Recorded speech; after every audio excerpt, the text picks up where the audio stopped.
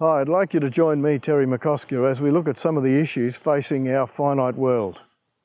My grandchildren will still be around in 2090, and I'm quite concerned about what the world is going to look like at that time. Why should we bother about soil carbon? After all, it's only something that's in the ground. I read this quote some time ago: "Man is a funny animal. He can only read the writing on the wall when his back is up against it." But I wonder, is our back far enough up against it yet? I consider that our generation is the locust generation because we've consumed absolutely everything in front of us.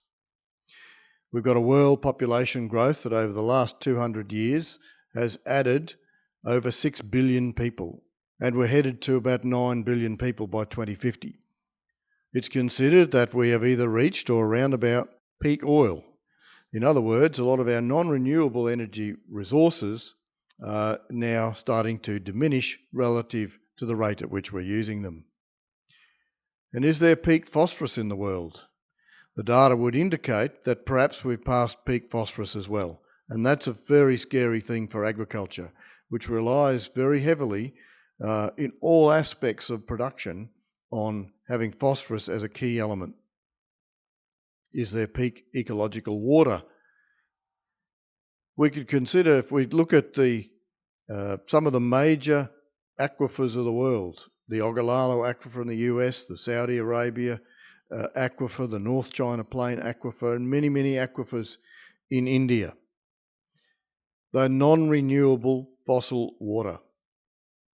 And as we take water out of those, within the next 25 years to 30 odd years, it's expected that we will run out of water in many of those aquifers. And there's probably around 1 billion people at the moment being fed from irrigation from those aquifers.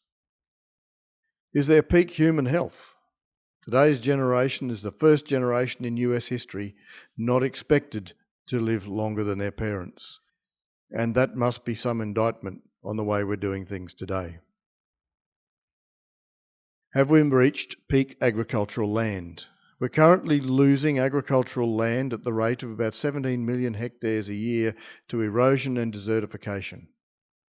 We're also losing land to national parks, urban development, and mining. So on the one hand, we have a land resource diminishing, a water resource diminishing, and a population growing, which is indicating that somewhere in the future, we're going to hit a crunch. Franklin Roosevelt once said that a nation that destroys its soil destroys itself. And history is abound with nations that have destroyed themselves and lost their civilizations as a result. Over the last 200 years in the developed world, we've been transferring wealth from agriculture and the rural areas into the urban landscapes. And so we've left now and throughout the world with poverty and poor communities within the rural landscape. What carbon trading allows us to do over the next 100 years is start to return some of that wealth from the city landscapes to the country landscapes.